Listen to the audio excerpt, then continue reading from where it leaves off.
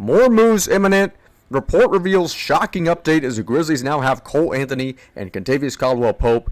Did they actually open up more cans of worms that they didn't realize until right now? That man right there, Jaren Jackson Jr. and Ja Morant, are extension eligible this summer. But does this trade with Cole Anthony and Kentavious Caldwell-Pope, does that actually come back to bite them in the long run? We'll talk about that in just a moment. But what's going on, everybody? Jared Alatorre giving you another video for this action-packed Sunday.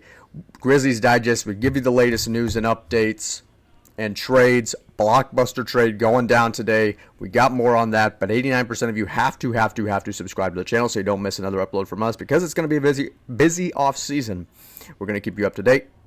So getting into the content now, Desmond Bane reacting, first of all, to the trade.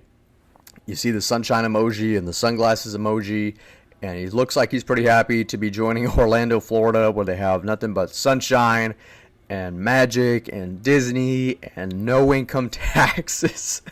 He looks to be pretty happy, and I think the Magic are going to get better. You know, you got Jalen Suggs, and then you got Bane, then you got the Wagner brothers, and you got Banchero. I mean, this could very well be a top 3 seed in the East. We still got to think about what Indiana's going to do. I think Boston will take a dip down because of the Tatum injury. You still got to think about Cleveland. You got to think about Milwaukee, Miami. Maybe they land KD. We'll see what they do this offseason, because they're definitely going to do some things. But Orlando, looking pretty good right now. I think this is a trade that both teams like. So if you're going to ask me to grade the trade, I'm going to say for the Magic, they had to give up multiple first-round picks. So for that, I'm going to give both teams a B-. I'm going to give both teams a B- for the trade, just because of how you have a championship experienced player in Kentavious Caldwell-Pope, and you also have a young guard that you can depend on in Cole Anthony. That's what the Grizzlies got. And for Desmond Bane, he's going to a young team where he's kind of, believe it or not, kind of one of the older guys on that young Orlando team. So I think it benefits both teams. But the report that we have to get to, Brian Windhorst, talking about how the Grizzlies might have opened up a huge box that they did not want to open up. And here's what I'm talking about here. Brian Windhorst says, I'd be asking, do you intend to extend Ja Morant and Jaren Jackson Jr., both of whom are extension eligible this summer? Is that what you're doing now, or are you pivoting the franchise? So this is obviously talking about extending Jaren Jackson and Ja Morant. Jaren Jackson is eligible. He's not going to get that Supermax because he did not qualify for that. But then you're talking about Ja Morant, and I think obviously he's the face of Memphis. I mean, you have to, you have to sign him. You have to extend him at some point. And then for Jackson Jr., you want to see him in a Memphis uniform. But if he wants to go out and chase that bag, hey, that's what he has to do. And Brian Windhorst is bringing up a point that I think is a bit radical, because you got big names like Caldwell-Pope, Cole Anthony. Why would you not?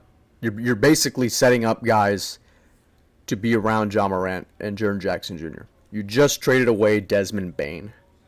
So you're clearly, so if you're Zach Kleiman, you're clearly saying that you want the future to be around Jaren Jackson Jr. and Ja Morant.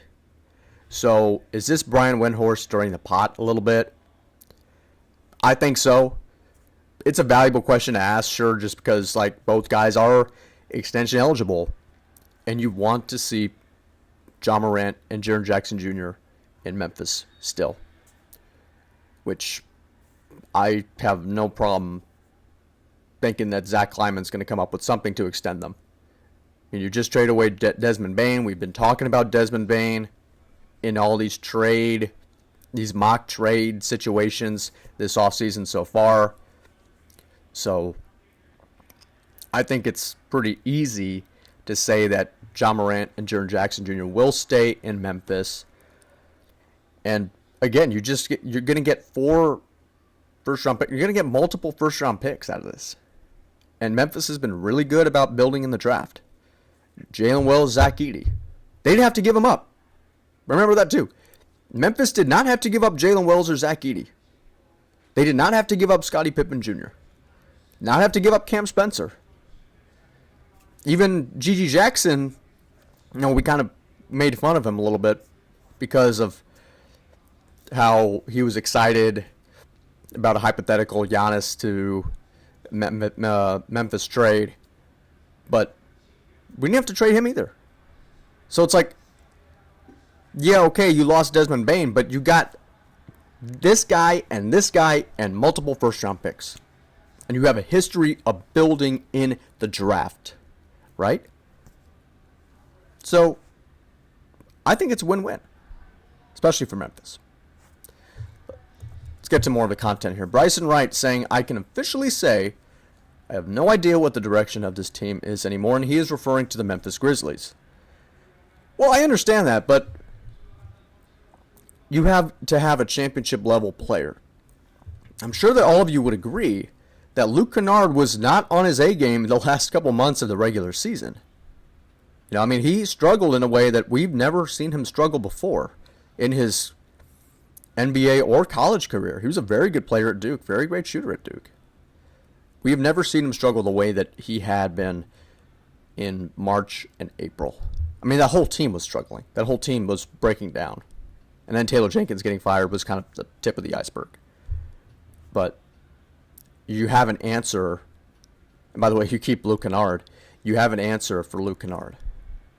You have an experienced championship-level player in KCP, as well as Luke Kennard. And who knows? Maybe Kennard gets back on his stride in making three-pointers, which is what he's accustomed to do very well, normally. But the last 2 months of the regular season were not good. And Memphis wanted to address that. They wanted to address perimeter shooting. They wanted to address defense. That's exactly what they did with this trade, in my opinion. Let's look at one more image here. Going with Chris Vernon. I was showing this in the last video as well, but basically a recap, a whole overview of this trade. 2 rotation vet role players, 4 firsts and a swap. Unbelievable return. And then you build around Ja and Jaren.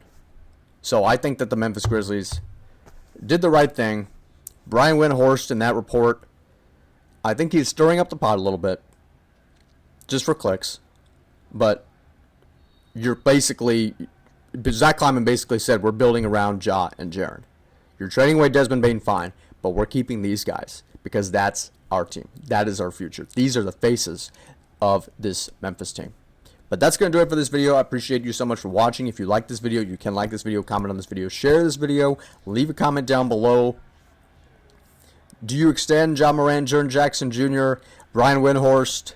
What do you think of that comment? Some things that people say in the media, it's just for clicks, and that is, I think, one of them, in my opinion. Jared Alator saying so long. Thank you so much for watching. We'll see you in the next video, and peace.